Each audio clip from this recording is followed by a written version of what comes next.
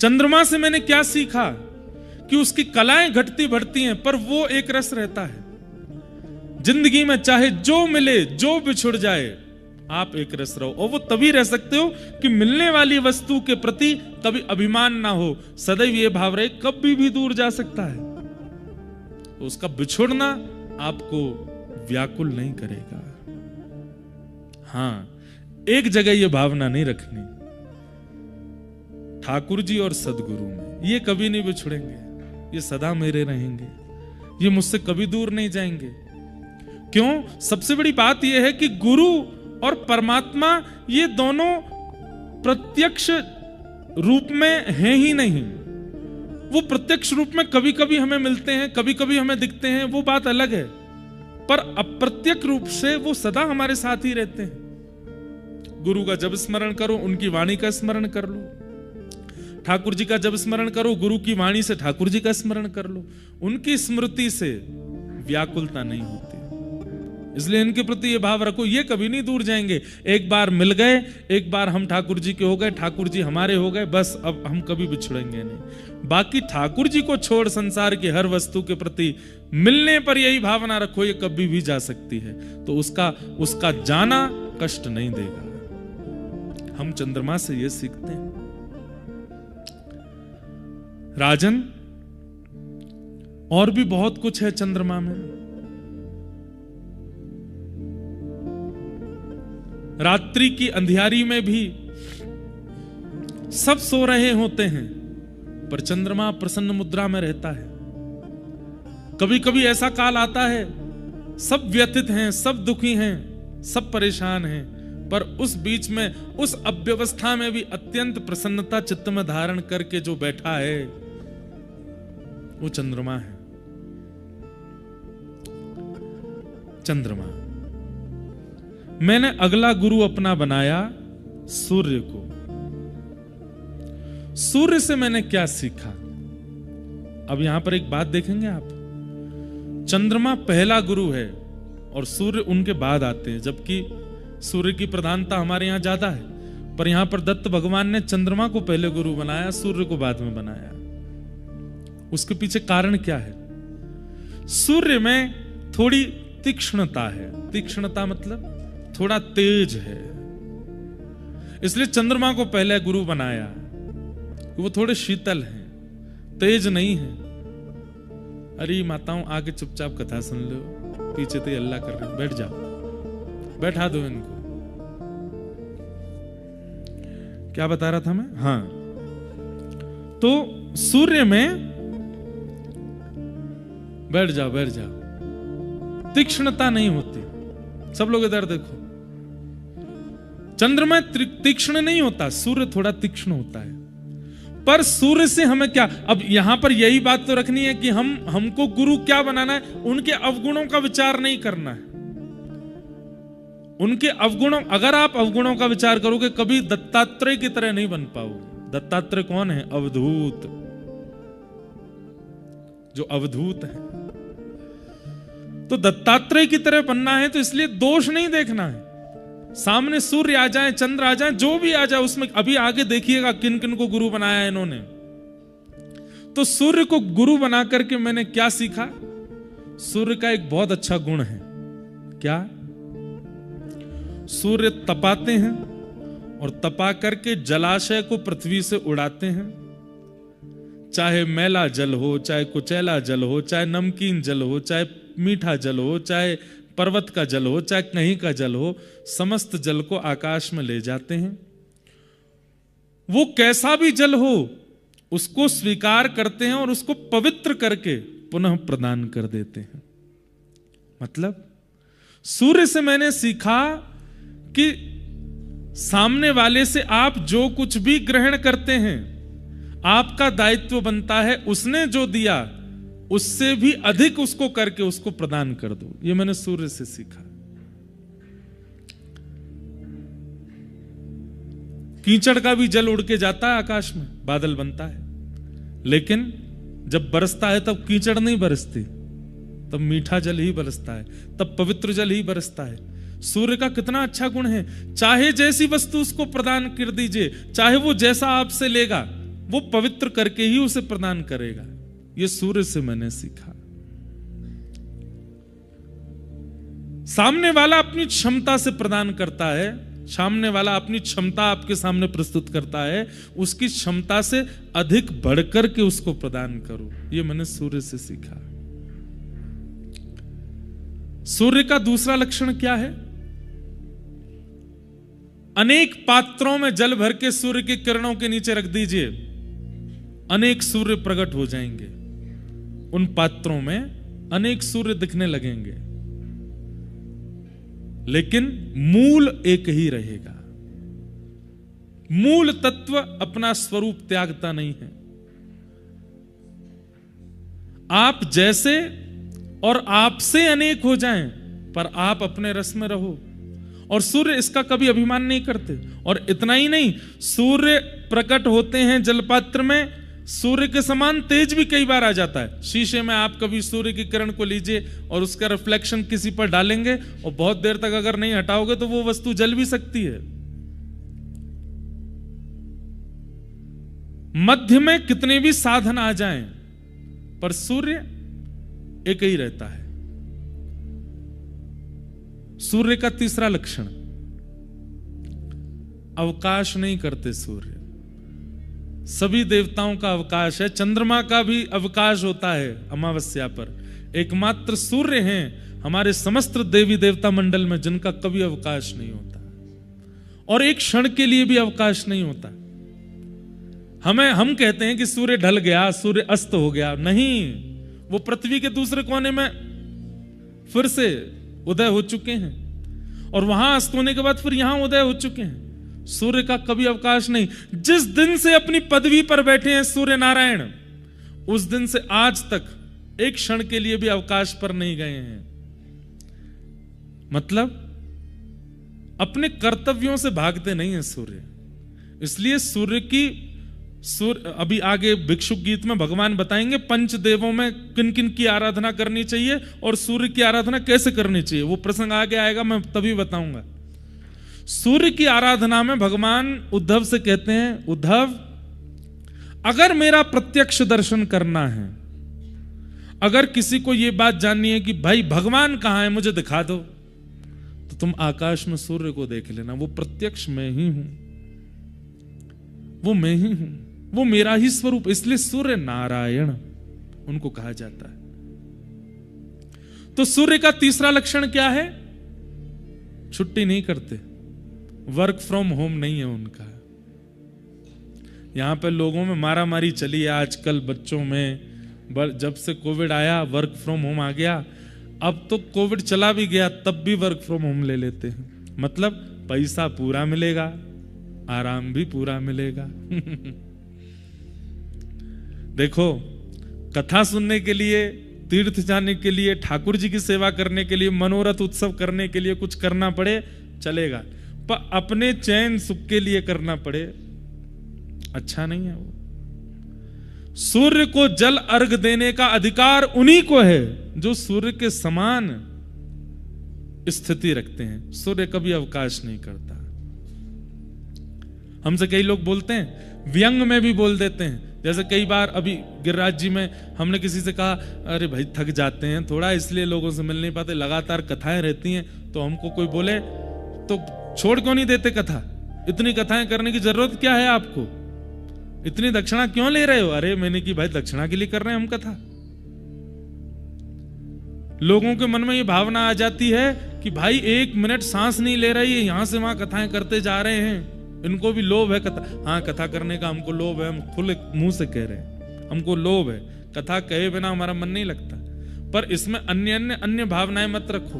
और दूसरी बात ये, हम सूर्य की आराधना करते हैं, सूर्य भगवान भी अवकाश नहीं लेते, हम भी अवकाश नहीं लेते। और तीसरी बात, संसार के विषय वस्तु से अवकाश लेना चाहिए, भगवान के गुणानुवाद से अवकाश क्यों? उस दिन को मृतक मानिए, उस दिन को मृत्यु के समान मानिए जिस दिन ठाकुर जी का गुणगान ना होता हो, जिस दिन ठाकुर जी का चिंतन ना होता हो। सूर्य से मैंने सीखा कि सूर्य अवकाश नहीं करते। और कम से कम भैया संसार के भावों में आप अवकाश ले लो, वर्क फ्रॉम होम ले लो, पर कम से कम अपने भजन में तो अवकाश कभी मत कीजिए। प्रतिदिन जिनका भी आप ध्यान करते हैं, जिनसे भी आपने गुरु ने आपको मिलाया है, जो भी आपके इष्ट हैं, जो भी आपके हृदय में वाणी पर विराजमान हो गए हैं, उनकी स्मृति में कभी अवकाश मत करो, नित्य उनको याद करो। ये मैंने सूर्य से सीखा। मैंने अपने गुरु सूर्य को बनाया और सूर्य से ये सब मैंने सीखा।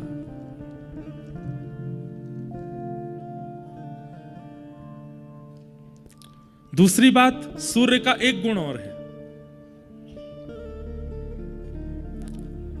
जरूरी नहीं है कि किसी के अति सामीप्य में जाकर के ही अपने तेजों में ज्ञान को प्रदान करना। कई बार हम लोगों के चित्त में यह आ जाता है कि हमारे सद्गुरु हमसे दूर हैं, हम अपने कार्यों के कारण, गुरु अपने व्यस्तताओं के कारण हमसे दूर, हम अपने कार्यों के कारण उनसे दूर। और कई लोगों को इस बात का बहुत विरह रहता है कि बिना गुरु के हम कैसे रहें, हमारा मन ही नहीं लगता। मन होता है उनके पास रहें, उनके साथ रहें, उनको देखें, उनको। एक बात हमारी बहुत ध्यान से सुनिएगा, हमारे कितने दिन ऐसे निकलते हैं कि हम सूर्य को देखते तक नहीं है, पर सूर्य से जितनी हमारी कार्यों की पूर्ति होनी चाहिए वो सब होती है। कितनी बार ऐसा होता है कि हम सूर्य नारायण का दर्शन भी नहीं करते, उनकी ओर देखा भी नहीं होगा हमने, कितने कितने दिन निकल जाते हैं, लेकिन सूर्य से जो जो हमारी क्रियाओं की पूर्ति होनी है वो होती रहती है। फिर भी ऐसे ही गुरु शिष्य का संबंध है।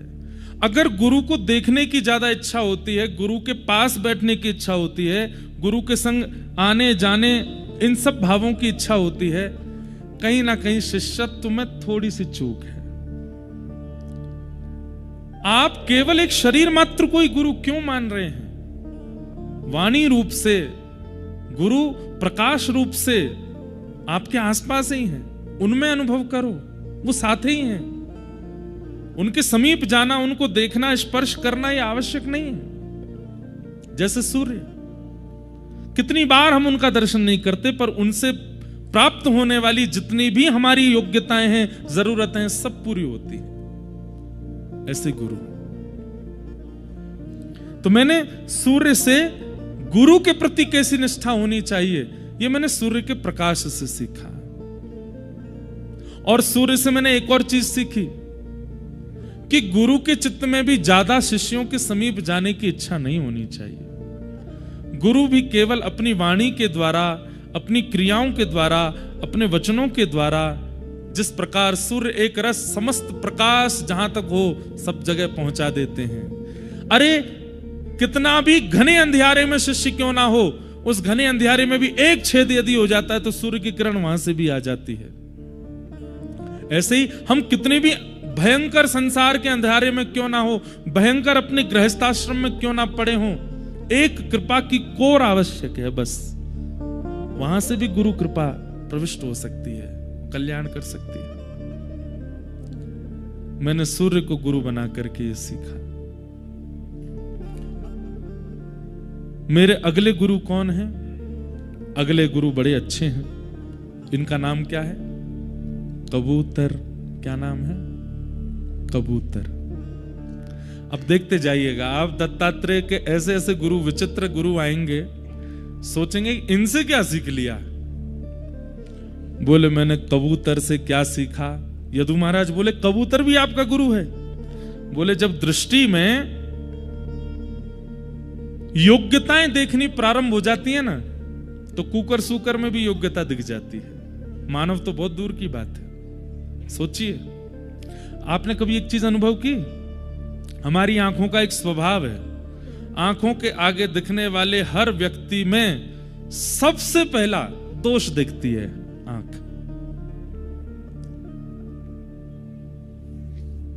2 दिन के लिए गए बद्रीनाथ, कथा सुनकर के नीचे जैसे ही पहुंचे, घर वालों ने कहा कैसा रहा? सबसे पहले क्या बता? बहुत ठंड थी। पहला दोष वर्णन करेंगे हम, बहुत ठंड थी, रात में तो निकला ही नहीं जा रहा। हमारे परिवार के एक सदस्य चले गए 2 दिन यहां रह के, उनने घर वालों को जाके डरा दिया। घर वालों के फोन आ रहे हैं, बोले माँ तो चारों तरफ बर्फ है। मैंने कहा कब नहीं होती, और यहाँ ऊपर तो रहती है। लेकिन देखिए बद्री विशाल भगवान की बहुत बड़ी कृपा है हम लोगों पर। नहीं तो बद्रीनाथ में ऐसा होता नहीं कि 3-4 दिन लगातार धूप निकल आवे। यहाँ 2 घंटे बाद बारिश होने लगती है, और जब बारिश होती है उस समय ये लगता है कि हे नाथ अब रक्षा करो। इतनी ठंड हो जाती है, बर्फ नीचे तक आ जाती है, बहुत शीतल हवा चलने लगती है, क्योंकि मैदान क्षेत्र इसलिए हवा भी खूब तेज चलती है। ये तो कितनी बड़ी कृपा है कि पिछले 3-4 आज ही एक संत बोल रहे थे मुझसे कि ये बहुत कम होता है कि लगातार 4-5 दिन तक धूप निकली रहे। देखते हैं 6 दिन तक क्या रहता है। धूप निकली रहे तो यूं समझ जाइयो इस कथा को स्वयं बद्री विशाल भगवान ही सुन रहे थे। और कहीं बारिश हो गई तो और कहीं बारिश हो गई तो सुनो, तो फिर ये सोच लेना बद्री विशाल भगवान तो कभी कभी व्यस्त हो जाते हैं। हो सकता है नारद जी तो आए ही होंगे कथा में। मन को छोटा क्यों करे। तो ये एक स्वभाव होता है हमारा। किसी के विवाह में गए, लौट करके घर आए, घर वालों कैसा रहा विवाह, भोजन अच्छा नहीं था, ये था वो, तो मतलब पहले अवगुण। अगर एक गुण गलती से बता भी दिया तो 3 अवगुण तो बताने ही बताने हैं। अपने पुत्र के लिए लड़की देखने के लिए गए, माता जी जाएंगी, बुआ जी जाएंगी, मामा जाएंगे, बेटा वो पिताजी जाएंगे, ताई जी ताऊ जी सब गए गाड़ी में भर के देखने के लिए। जैसे लौट के आएंगे घर वाले सब कैसी थी कैसी थी। पाम बड़े थे उसके, कान तो ऐसे थे गणेश जी जैसे आगे आगे। एक हमारे घर के भैया कोई उनका ब्याह था तो उनसे पूछा कैसी रही लड़की, बोले सब कुछ थी, शेर जैसा मुंह था उसका। मैंने कहा शेर जैसा मुंह क्या होता है, बोले उसने समोसा जब खाया तो इतना बड़ा मुंह खोला। लोग दोष देखते हैं। ये हमारी नेत्रों का एक नियम है कि हम दोष बहुत जल्दी देखने लगते हैं। बंधुओं, प्रारंभ यहीं से करो कि नेत्रों को दोष दर्शन कम हो। कल मैंने बताया ना, उद्धव जी पूछते हैं कि नाथ आप कहते हो कि किसी में दोष मत देखो, और आप कर भी सकते हो कि आपको किसी में दोष ना दिखे, पर हम तो मानव हैं, हमको तो दिखते हैं दोष। ठाकुर जी कहते हैं खुद में देखो, गुण दूसरों में देखो। इतनी दृष्टि तो आप कम से कम बना के जाइए बद्री विशाल बद्रीनाथ से।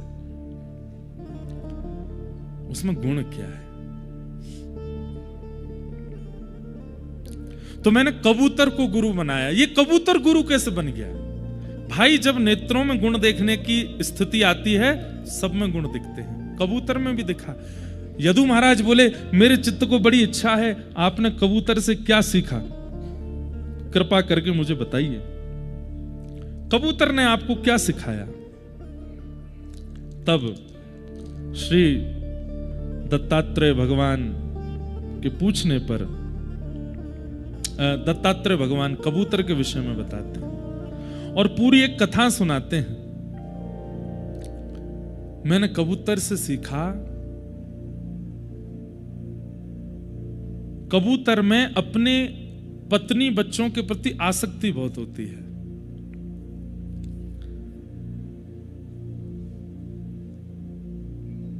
कपोतः कंचनारण्ये कृतनीडो वनस्पतौ कपोत्या भार्यया सार्ध मुवास किंचित् समाः। जरूरी नहीं है कि हर व्यक्ति की अच्छी करनी से ही हम सीखते हैं, किसी किसी की गलती भी हमें सिखाती है। तो कबूतर की मैंने गलती से सीखा। कैसी गलती? बोले कबूतर में आसक्ति बहुत होती है। एक बार एक कबूतर वन में विचरण करता हुआ गया और तभी उसने देखा कि एक मादा कबूतर एक वृक्ष पर बैठी है और उसका उसके प्रति स्वाभाविक स्नेह हो गया। स्नेह होने के बाद उन दोनों ने मन बना लिया कि चलो अब हम गृहस्थ आश्रम में प्रवेश करते हैं। कबूतर कबूतरनी ने ब्याह कर लिया। ये कथा दत्तात्रेय भगवान सुना रहे हैं अपने गुरुजी की। मेरे गुरुजी ने कबूतरनी से ब्याह कर लिया। बोले अच्छा, फिर कुछ समय बाद उनके छोटे छोटे बालक हुए। बहुत खुशहाल परिवार चल रहा था, सब बड़े आनंद में थे, सब बहुत प्रसन्न थे, कोई कमी नहीं थी। छोटे से घोंसले में 4-5 कबूतर के बच्चे, कबूतरनी सुबह उड़ करके जाते, दाना चुगते, अपना पेट भरते, कुछ दाना लेके आते, बच्चों को पवाते। कबूतर बहुत प्रसन्न था, अपने बच्चे और अपनी पत्नी में सर्वस्व देख रहा था, इतना आसक्त हो गया था कि बस उनको देखे बगैर वो रहता नहीं था। एक दिन कबूतर अकेला वन में गया और वन में दाना चुगने के बाद जब लौट कर के आया तो उसने क्या देखा, उसके घोंसले में ना बच्चे हैं ना कबूतर नहीं है। क्यों? एक भेलिया ने आकर के जाल बिछाया और जाल बिछा करके उस पर जैसे ही दाना डाला तो दूर बैठी हुई कबूतरनी ने तो दाना देखा, जाल नहीं देखा। आकर के जैसे ही दाना पाने लगी, बच्चे भी उड़ करके आ गए। बच्चों सहित मां को देख करके उस भेलिया ने जाला बंद कर लिया और जाले में कबूतरनी और उसके बच्चों को रख लिया। इतने में ही कबूतर लौट करके आया और उसने अपने घोंसले पर बैठे चारों ओर नजर घुमा के देखा, मेरी पत्नी बच्चे कहां हैं? तभी वो क्या देखता है, दूर एक भेलिया जाले में बांध करके उसके बच्चे और पत्नी को ले जा रहा है, अपना शिकार बना करके। कबूतर व्याकुल हो गया, उसके नेत्र बंद हो गए, अश्रु आने लगे और अपना पूरा जीवन उसने विचार कर लिया। एक वृक्ष के ऊपर पहली बार मिले थे, हम दोनों ने विवाह किया, अपना गृहस्थ आश्रम आगे बढ़ाया, कैसी धूप ताप वर्षा में अपने बच्चों की रक्षा की। ये छोटे छोटे 4 बालक हुए, सर्वस्व मेरा इन्हीं के साथ है, इन्हें देख करके मैं जीता हूं, इन्हें देख करके ही मेरा सर्वस्व चलता है। आज ये बंदी बन गए। मैं इतनी योग्यता तो नहीं रखता कि मैं इनको जाले से छुड़ा लूंगा, क्या करूं? मैं इनको बचा तो नहीं पाऊंगा, इतनी योग्यता मेरी नहीं है, तो अब मैं क्या करूं? तो कबूतर उड़ करके गया और जो जाले में छोटे छोटे छेद थे वहां जाकर के अपनी चोंच से उन छेदों को बड़ा किया और बड़ा करके स्वयं भी उनके अंदर प्रवेश कर गया और अपने बच्चे पत्नी को हृदय से लगा के बोला, तुम अकेले नहीं मरोगे, मैं भी तुम्हारे साथ मरूंगा। ये दृश्य मैंने देखा यदु, और मैंने कबूतर को अपना गुरु बना लिया। यदु महाराज बोले, इसमें आपने क्या सीखा? बोले, मैंने ये सीखा इतनी आसक्ति अच्छी नहीं, इतना फंसना संसार में, चाहे अपनी ही पत्नी बच्चे क्यों ना हो, अच्छा नहीं है। कि अपने आप को अयोग्य मान करके ये विचार कर लिया। बंधुओं, आज की डेट में तो ऐसी चीजों पर मूवीज बनती हैं और उनको देख के लोग बड़े भावुक हो जाते, बताओ बच्चा नहीं पाया तो खुद ही मर गया साथ में। पर यदु महाराज के सामने श्री दत्तात्रेय कहते हैं, ऐसी आसक्ति अच्छी नहीं।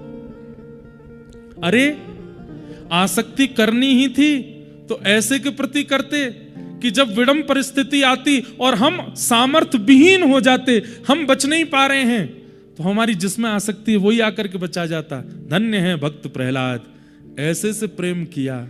भले ही स्वयं सामर्थ्यवान नहीं थे हिरण्यकश्यप के आगे, लेकिन दंता गजानाम कुलिशाग्र निष्ठुरा शीर्णायते ते नवलम ममैतत् महाविपत्ताप विनाशनोयम जनार्दनानुस्मरणानुभाव।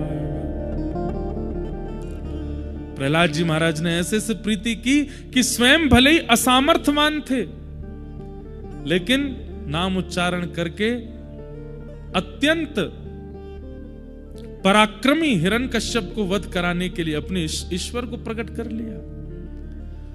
मैंने कबूतर को गुरु बना करके सीखा कि जब कबूतर इतनी आसक्ति परिवार में कर सकता है तो हम तो मानव हैं। शास्त्रों में एक श्लोक बोला जाता है, कुरंग मातंग पतंग भृंग मीना हता पंचभिरेव पंच एक प्रमादे सकथम न हन्यते यसेवते पंचभिरेव पंच। बहुत ध्यान से सुनना, बड़ी अच्छी बात। कुरंग मातंग पतंग भृंग हतः पंचभिरेव पंच। 5 लोगों के लिए यहां पर बताया गया है। हमारी 5 इंद्रियां हैं। कौन कौन सी? जो विशेष रूप से संसार में हमको ढकेलती हैं। पहली आंख, दूसरी कान, तीसरी जीभ, चौथी नाक, 5वीं त्वचा। ये 5 ज्ञान इंद्रियां विशेष रूप से संसार में जो हमारी आसक्ति बनती है वो इन 5 से ही बनती है। आंखों को देखने का लोभ होता है, कानों को सुनने का लोभ होता है, जीव को चखने का लोभ होता है, नासिका को ग्रहण का लोभ होता है और त्वचा को स्पर्श का लोभ होता है। इस श्लोक में कह रहे हैं, बोले आंखों से कौन अपने जीवन का अंत कर लेता है? पतंगा।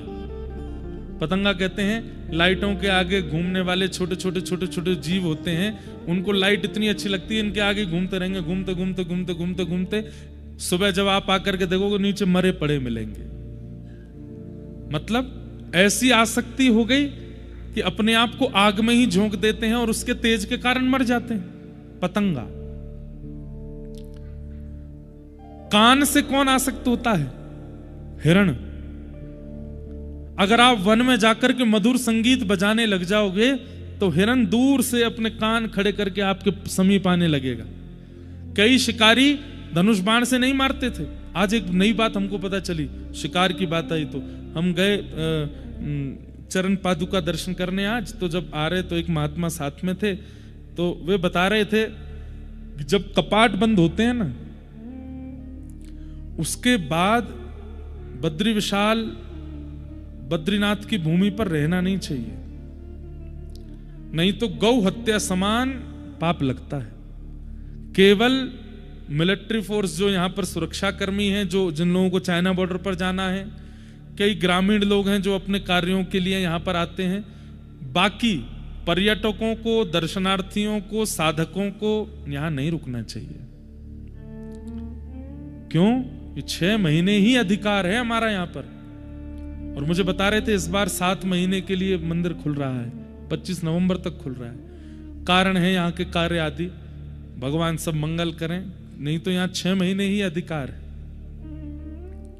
संभवतः मंदिर से ही शायद बद्री विशाल भगवान की आज्ञा से ही कर रहे होंगे, उनकी आज्ञा के बिना कुछ होता नहीं यहाँ पे। पर उसके बाद यहां रुकना मना है। और उन्होंने एक ऐसी अद्भुत बात बताई, बोले महाराज जी जिस दिन कपाट बंद होते हैं उस दिन आपको एक पंक्षी भी नहीं दिखेगा यहां पे। बोले मच्छर मक्खी चेंटी सब पलायन कर जाते हैं नीचे की ओर। ये जितने भी गैया दिख रही हैं, छोटे छोटे बच्चियां, महात्मा बता रहे, बोले कि एक बार बहुत ठंड पड़ रही थी, 1-2 दिन बर्फबारी भी हो गई थी, तो हमने 2-4 साधुओं ने कुछ बछड़ा बछिया गैयाओं को इकट्ठा करके हमने कहा इनको नीचे पांडुकेश्वर तक छोड़े आते हैं। तो हम सबको इकट्ठा करके नीचे छोड़े आए कि भाई रात में सर्दी पड़ रही है। बोले हम लौट करके आए, 1-8 घंटा बाद देखा सब वापस लौट के फिर आ गए, यहीं रहने लगे। लेकिन बोले महाराज जी जिस दिन कपाट बंद होता है आप पूरा बद्रीनाथ छान लीजिएगा, एक पक्षी नहीं दिखेगा, एक गैया नहीं दिखेगी, एक कुकर सुक कुछ नहीं दिखेगा, सब चले जाते। उन्हें कैसे पता कि ये कपाट बंद हो गए, अब हमारा अधिकार नहीं? तब उन्होंने एक कथा सुनाई। बोले एक यहां पर हिरण विचरण करता था, वन तो है ही। बोले एक शिकारी यहां पर आया, बहुत पुरानी बात, और उस शिकारी ने उस हिरण को देख करके निशाना साध करके जैसे ही बाण या जो भी चीज थी उस पर मारी तो हिरण गिर गया। लेकिन जब वो शिकारी दौड़ करके गया और पास जाकर के देखा तो जटाजूट वाले एक महात्मा के पेट में बाण लगा हुआ था। तो उसने कहा ये कैसे हो गया, मैंने तो एक हिरण को मारा था।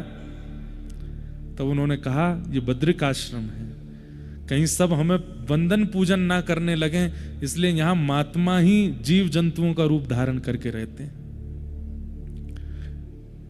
तब से उस शिकारी ने कहा मुझे आप आज्ञा करें, मैं क्या, आप ठीक कैसे होंगे? तब उन्होंने कोई जड़ी बूटी बताई, तो पहाड़ों से कुछ जड़ी बूटी लाके उसका अर्क दिया तो वो ठीक हो गए। तो उन्होंने कहा मुझे आप आज्ञा करें, मुझे बहुत ग्लानि है कि मैंने ऐसा क्यों किया।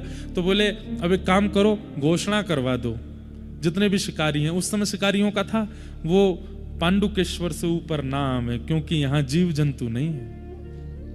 ना जाने कौन से जन्म में किसी साधक की कोई अपराध के कारण अपनी तपस्या अधूरी रह गई, वो पुनः एक जीव का रूप धारण करके यहां पर आया है। रात में -8 -9 टेम्परेचर जाता है। ये गैया कहां रहती होंगी, ये कुकर आदि ये सब कहां रहते होंगे, ये कैसे सोते होंगे रात्रि में?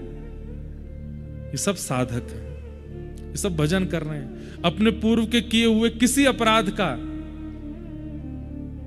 कारण जीव बन करके यहां रह रहे हैं। तब से यहां शिकार करना मना है, यहां शिकार नहीं होता।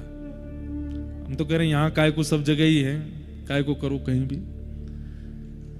यहां के वृक्षों के रूप में, जैसे वृंदावन के वृक्षों को भी एक संत ऋषियों का रूप माना जाता है, यहां के भी वृक्ष आदि जो है संत ऋषियों के रूप है।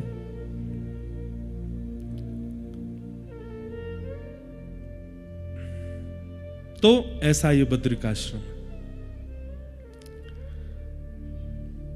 यहां पर कोई जीव भी आपको दिखे, आज हम गए तो चरण पादुका जहां ठाकुर जी के चरणारविंद हैं, वहीं बिल्कुल इतने आनंद के साथ में एक बढ़िया एक स्वान, ग्राम सिन्न कह लो, कूकर कह लो, और आजकल की भाषा में कुत्ता कह लो, इतने प्रेम से पौड़े हुए थे भगवान के चरणारविंदों में। तो उनको देख करके फिर जब ये बात पता चली तो लग ही रहा था कि कोई महात्मा ही हैं, अपने इस रूप में रह रहे हैं, ठाकुर जी के चरणारविंदों में बैठे हैं। अच्छा एक बात बोलूं, एक मेरे मन में बात आती है। एक बार मैंने देखा, शायद राधारमण जी की बात है, हाँ, राधारमण जी मंदिर में हम दूर खड़े खड़े दर्शन कर रहे हैं, चरणारविंद देख रहे हैं, कोई दूरबीन से देख रहा है, कोई कुछ। पुजारी जी भी इतने अपरस में रहते हैं, घर से नहा के आएंगे, फिर मंदिर की रसोई में स्नान करेंगे, वहीं पर है, वहां स्नान करके फिर भीतर जाते हैं, इतनी अपरस में, इतनी शुद्धता पवित्रता। हम दूर खड़े खड़े दर्शन कर रहे हैं, चाहे तुम कितने बड़े शंकराचार्य हो, कुछ भी हो, दूर से दर्शन होंगे, अंदर तो नहीं जा सकते। राधारमण जी के दर्शन कर रहे, तभी राधारमण जी के पीछे से एक चूहा निकल के आया, और वहीं कूदता हुआ, वो सीढ़ियां सी हैं, ऐसे कूदता हुआ निकल गया। मैंने कि ये चूहा हमको ठेंगा दिखा के गया, मैं नहाता भी नहीं हूं, फिर भी मैं गर्भगृह में आ सकता हूं, फिर भी मैं राधारमण जी को छू सकता हूं। अरे जगन्नाथ महाप्रभु के मंदिर में आप जाएंगे ना, वैसे गर्भगृह में जाना तो नहीं चाहिए, पहले अधिकार था, अब तो बंद हो गया। वहां पे कई सारे कॉकरोचेज आ जाते हैं मंदिर में। मैंने की बात, हमसे ज्यादा भाग्यशाली तो जी है, जगन्नाथ जी के अंग पे ही घूमते हैं, डोलते हैं, कहीं पे बैठ जाते हैं।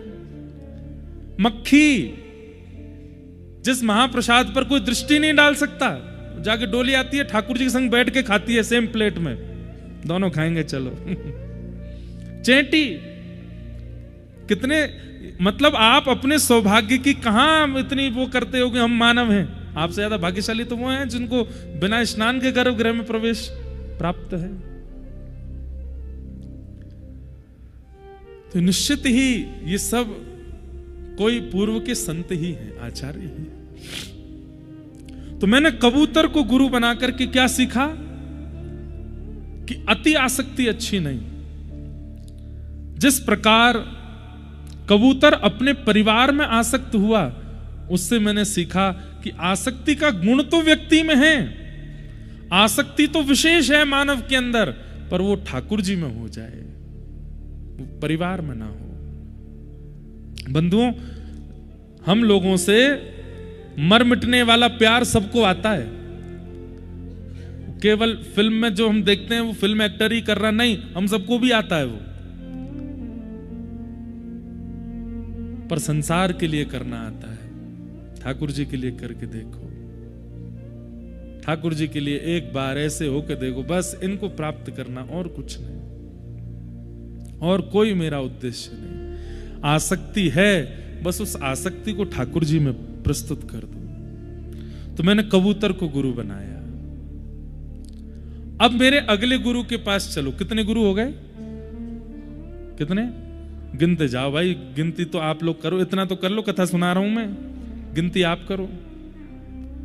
आज हमने 2 गुरु नए बताए ना, एक तो सूर्य और दूसरे कबूतर।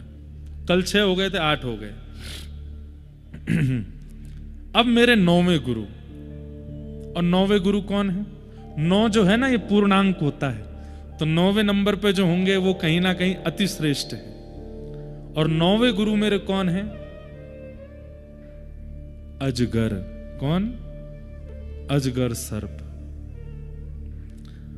यदु महाराज बोले, भगवान अब ज्यों ज्यों आप अपने गुरुओं की श्रृंखला बढ़ाते जा रहे हैं, मेरी आंखें खुलती जा रही हैं। ये आप अजगर से क्या सीख बैठे हैं जो आपने उनको अपना गुरु बना लिया? तब यदु महाराज श्री दत्तात्रेय जी कहते हैं, बोले तुम्हें पता है सर्पों में सबसे ज्यादा विशाल सर्प होता है अजगर। बोले हाँ, वो खाता क्या है? बोले वो भी वही सब खाता है जो बाकी। बोले नहीं, बाकी के सर्प तो रोज भोजन करते हैं, पर अजगर तो महीना 10 दिन में कभी एक बार प्रसाद पाता है। बाकी के दिन क्या करता है? बोले मुंह खोल के पड़ा रहता, हवा पीता है, हवा पीता है। लेकिन फिर भी सबसे ज्यादा विशाल है, सबसे ज्यादा शक्तिशाली है, सबसे ज्यादा बल उसके पास है। वायुपान करता है।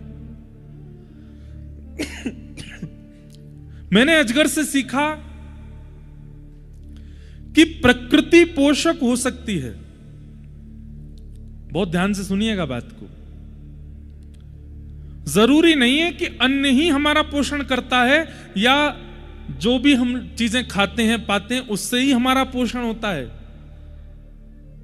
बद्रिकाश्रम में रहने वाले बड़े बड़े ऋषि महीनों महीनों तक भोजन नहीं पाते और यहां रहकर के भजन करते हैं। जलपान नहीं करते, उनको प्यास नहीं लगती। क्यों?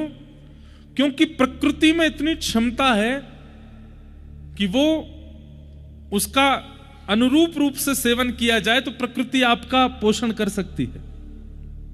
वो योग का विधान है। योग के रूप से रहा जाए तो सूर्य को इतनी देर देखना है, चंद्र को इतनी देर देखना है, वायु को इतनी देर ग्रहण करना है, अग्नि के पास इतनी देर बैठना है, जल का ऐसे सेवन करना है, उसका एक नियम है। अगर केवल 5 तत्वों के ही आसपास व्यक्ति रहने लगे तो उसे अन्न की आवश्यकता नहीं, उसे वही पोषक बना सकते हैं। और पोषक होते हुए भी वो अत्यंत बलवान भी हो सकता है, जैसे एक अजगर। दूसरा मैंने अजगर से क्या सीखा? श्री मलुकदास जी का पद है, अजगर करे न चाकरी, पंछी करे न काम, दास मलुका यूं कहे सबके दाता। अजगर किसी की चाकरी नहीं करता, पड़ा रहता है अलमस्त। इसलिए दत्तात्रेय भगवान का एक नाम पता है क्या है? भागवत में इनको अजगर ऋषि कहा गया। क्या कहा गया? अजगर ऋषि। पड़े रहते हैं अलमस्त, कोई ज्यादा चिंता नहीं करते भोजन की, व्यवस्था की, शयन की, इसकी उसकी। बस अजगर बनने का मतलब आलसी बनना नहीं होता। अजगर बनने का मतलब है कि मैं स्वाभिमानी हूं, किसी के द्वार पर नहीं जाऊंगा मांगने के लिए, कुछ कहने के लिए। ये मैंने अजगर से सीखा। ये मेरे 9वें गुरु हैं। इसलिए दत्तात्रेय जी को अजगर ऋषि कहा गया। वो किसी के सन्मुख नहीं जाते, वो ज्यादा विचलित नहीं होते किसी वस्तु के ना मिलने पर, अजगर की तरह रहते हैं। अब मेरे अगले गुरु कौन है? समुद्र। मैंने समुद्र को गुरु बनाया। और समुद्र को गुरु बना करके क्या सीखा? कि समुद्र कुछ भी अपने पास नहीं रखते, स्थान बहुत है, समुद्र के पास अवकाश बहुत है। पूरी पृथ्वी चाहे डूब सकती है समुद्र में, लेकिन फिर भी समुद्र कुछ भी अपने पास नहीं रखते। हमारा इतना बड़ा घर है, एक खाली जगह दिख रही, कुछ तो रखो यहाँ पे लाके ये रख दो, यहाँ पे लाके मूर्ति लटका दो, यहाँ पे सोफा रख दो, इधर टेबल रख दो, इधर ये लगा दो, उधर वो। खाली अवकाश भरने का हमारा स्थान, हमारा मन होता है। पर समुद्र कहते हैं मुझे किसी की कोई वस्तु नहीं चाहिए, आप कुछ भी प्रदान कीजिए समुद्र को, समुद्र वापस कर देता है। और अगर बहुत गहराई में भी छोड़ दिया गया, चलो किनारे पे तो लहरें हैं, बीच में छोड़े आओ किसी वस्तु को, एक ना एक दिन वो भी किनारे आ जाएगी। समुद्र में कुछ भी भीतर रहता नहीं है। यहां तक कि समुद्री जीव भी जब अपना प्राण त्याग देते हैं, अगर कोई मछली खा ले तो ठीक, अगर किसी ने उसका सेवन नहीं किया तो वो भी बहते बहते किनारे आ जाएगा। मैंने समुद्र से सीखा कि समुद्र इतने योग्य हैं, इतने विशाल हैं, इतना अवकाश है उनके पास, लेकिन वो फिर भी किसी की किसी वस्तु को स्वीकार नहीं करते, सब कुछ लौटा देते हैं। जो आपने दिया तेरा तुझको अर्पण क्या लागे मेरा। गाते तो हम सब लोग हैं, पर समुद्र इंप्लीमेंट करते हैं उसके ऊपर। ये मैंने समुद्र से सीखा। दूसरा मैंने समुद्र से क्या सीखा कि समुद्र मध्य में तो, भीतर तो अत्यंत शांत है, पर बाहर अपने इतना हल्ला करके रखते हैं कि कोई भी उनके भीतर जाने में 4 बार 10 बार 50 बार सोचे। मतलब भीतर से अत्यंत शांति है, पर बाहर से ऐसी बनावटी कर ली है कि सामने वाले को देख करके लगे कि इसके संबंध में मुझे नहीं रहना है, इससे दूर ही ठीक है। लोगों से दूरी बनाने में एक बंगला में गाते हैं ना, जोरी तोरो दक्ष ने क्यों माया से तो वे एकला चलो रे, अकेले चलो। ये समुद्र का स्वभाव है। क्या को भीतर धीर हैं, गंभीर हैं, अत्यंत मणियां, अत्यंत रत्नों से मंडित हैं, लेकिन सब उनके समीप जाएं इसके लिए बाहर से उग्रता दिखाते हैं। कई बार पिता को, गुरु को, मां को, पति को, पत्नी को, सब घर के जनों को ऐसा करना पड़ता है कि वो उग्र बनते हैं। पर कई लोग बाहर से भी उग्र होते हैं, भीतर से भी उग्र होते हैं। पर मैंने समुद्र से सीखा, उग्रता बाहर ले आओ ताकि व्यवस्था संभले, व्यक्ति थोड़ा डरे, थोड़ा शांत हो जाए, थोड़ा दूर रहे, पर भीतर से समुद्र के भांति धीर रहो, गंभीर रहो, गहरे रहो।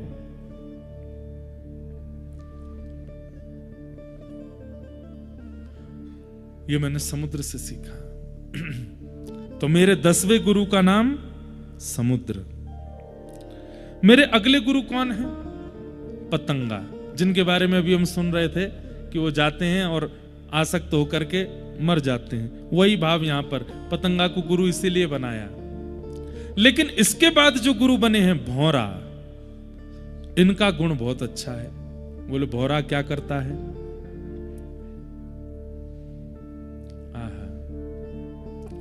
मधुपकितव बंधो मास्पृशांघ्रिं सपत्न्या कुच विलुलित माला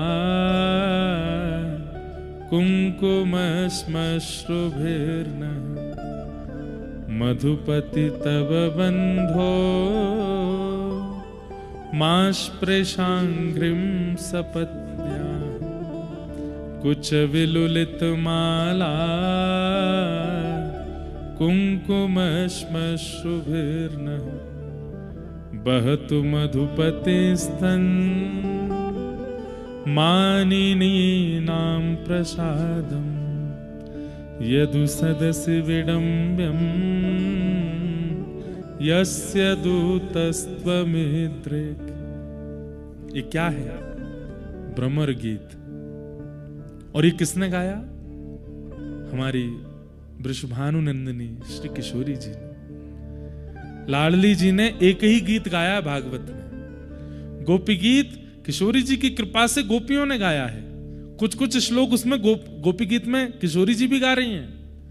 वेणु गीत किशोरी जी की कृपा से गोपियों ने गाया। युगल गीत किशोरी जी की कृपा से गोपियों ने गाया। परंतु इस गीत को तो अकेले किशोरी जी गाती हैं, और इस गीत का नाम है भ्रमर गीत। और इस गीत में व्याज स्तुति है, और कितनी बड़ी योग्यता। यह गीत भी सबसे पहले उद्धव ने ही सुना है किशोरी जी से। जब भगवान कन्हैया अपनी लीला आगे बढ़ाने के लिए व्रज छोड़ करके चले गए, और श्री उद्धव जी महाराज को श्री कृष्ण ने भेजा है कि जाओ वृंदावन। उस समय दूर खड़े हैं उद्धव, समीप नहीं आ रहे हैं किशोरी जी के। किशोरी जी ने देख लिया है उद्धव की ओर, और समझ गई हैं कि संकोच के कारण मेरे सामने नहीं आ रहा है, लेकिन जानना चाहता है कि मेरे मन में क्या चल रहा है, इन गोपियों के चित्त में क्या चल रहा है, जानना चाहता है। इसका संकोच भी ना टूटे और हमारे हृदय की बात भी पहचान जाए, क्या करें। तभी उड़ता हुआ एक भौरा सामने आया। किशोरी जी कहती हैं, अरे गोपियों देखो जे कहा है रोए। बोले कहा, कन्हैया स्वयं तो आयो नहीं है, हम सबन की स्थिति देखवे के काजे अपनो सखा भेजो है। उद्धव जी डर गए, अरे ये इन्होंने कहीं मुझे देख तो नहीं लिया। तब कोई गोपी बोली, कौन सा सखा।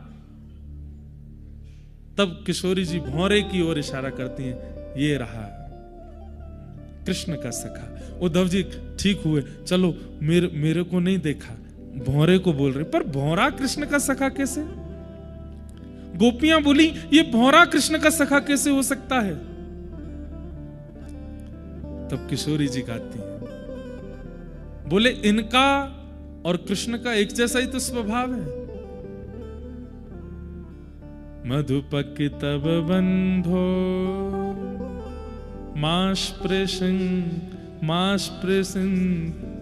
मधुपक तब बंधो। ये मधु है और मधु से बहुत प्रेम करता है।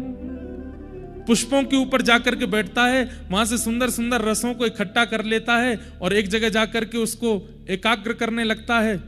कृष्ण भी तो ऐसे ही हैं, कभी किसी गोपी के पास, कभी किसी गोपी के पास, कभी किसी भक्त के पास, कभी कोई भक्त रुचिकर लग जाता है, सबसे उनका रस ले लेते हैं। पहला तो वर्ण एक जैसा, ये भौरा भी काला है, कृष्ण भी काले हैं। इस भौरे का जो स्वभाव है, कृष्ण का भी वही स्वभाव है। ये जगह जगह के पुष्पों से रस लेता है, कृष्ण भी तो यही करते हैं। ये एक प्रकार से किशोरी जी यहां पर ठाकुर जी को व्यंग मार रही हैं, इसलिए थोड़ा सुनिए इसको। कृष्ण भी तो यही करते हैं। अरे देखो तो,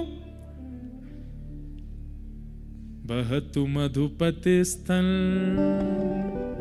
मानिनी नाम प्रसादम यदु सदस्य विडम्बम